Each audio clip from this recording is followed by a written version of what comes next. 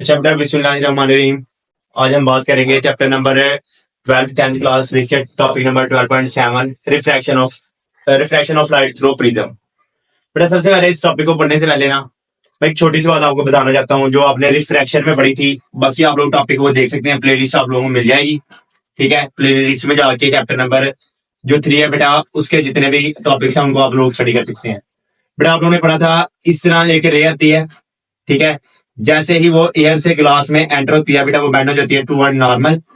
लेकिन जैसे ही वो बेटा ग्लास से बाहर जाती है, वो फिर इस तरह बेटा ग्लास से यानी नॉर्मल से अवे मूव कर देती है। मैं शॉर्टकट इसलिए बता रहा हूँ क्योंकि ये आप लोग उधर देख सकते हैं। तो बेटा, अगर आप लोग ये चीज नोट करें तो एक वक्त आएगा ये रे और ये वाली रे बेटा आपस में मिल जाएगी, यानी इनका रास्ता सेम हो जाएगा, यानी ये दोनों के दोनों रे एक दूसरे के पैरेलल हो जाएंगी। यानी after refraction through a glass बेटा जो लाइट रे होती है वो एक दूसरे के पैरेलल हो जाती है, लेकिन प्रिज्म में ऐसा नहीं होता। आज ये हम स्टडी करेंगे।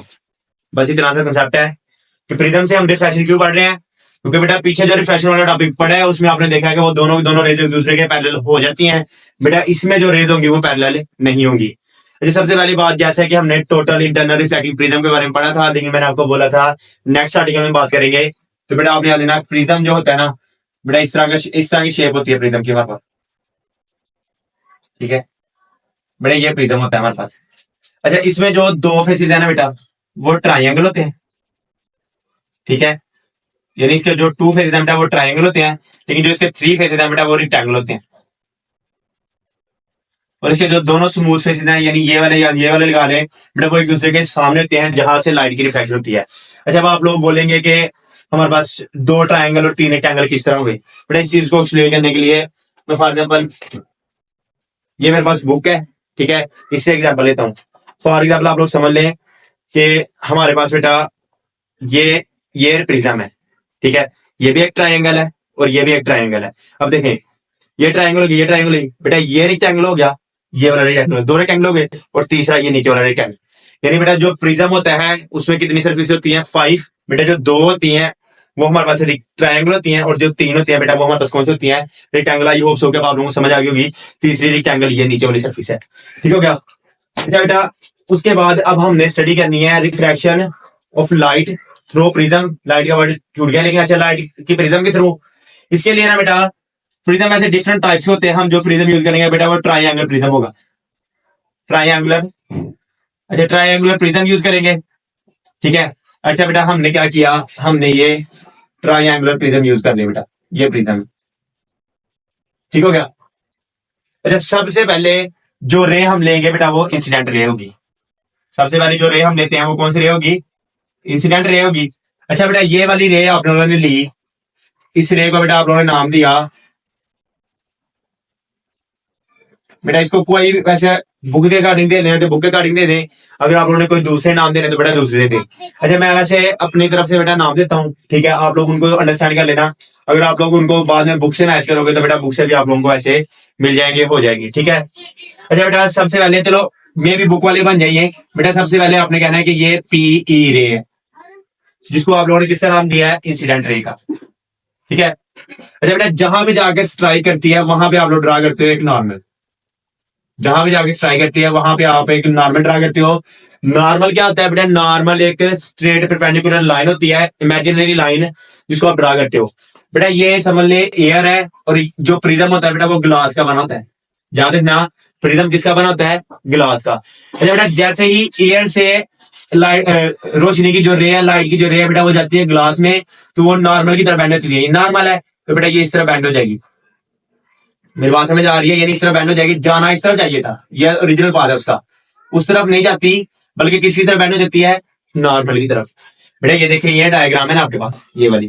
ठीक है, यहां से लाइट की रेज आ रही है, जाना तो चाहिए था इस तरफ, लेकिन बेटा वो किस तरफ बैंड हो जाती है? नॉर्मल की तरफ। ठीक है, अच्छा बेटा ये नॉर्मल की तरफ बैंड हो जाती है, और ई पॉइंट पे वो नॉर्मल का एक एंगल बनाते हैं जिसको आई बोलते हैं। और ये आपको पहले भी पता है कि जो इंसिडेंट रे होती है बेटा वो जो एंगल बनाती है वो आई होता है। और बेटा जो ये वाली रे है, इसको ये पीई होगी, इसको आप नाम देते हो ई एफ का। ठीक है, अच्छा बेटा जो ई एफ रे है, ठीक है, ई एफ रे को बेटा आप लोग बोलते हो रिफ्रैक्टेड रे। ठीक है, ई एफ रे को बेटा आप लोग बोलते हो रिफ्रैक्टेड रे। और ये जो नॉर्मल के साथ एंगल बनाती है ना बेटा उसको आप लोग बोलते हो आर। यानी ये जो नॉर्मल के साथ एंगल बनाती थी वो आई होता था, जो ये नॉर्मल के साथ बनाती है बेटा उसको आप लोग बोलते हो आर।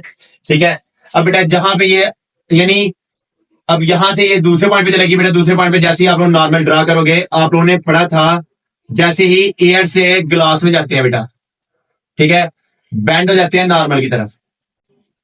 यानी एयर से ग्लास में गए बैंड हो गए नॉर्मल की तरफ, लेकिन बेटा जैसे ही ग्लास से एयर में जाते हैं तो बैंड हो जाते हैं अवे फ्रॉम नॉर्मल।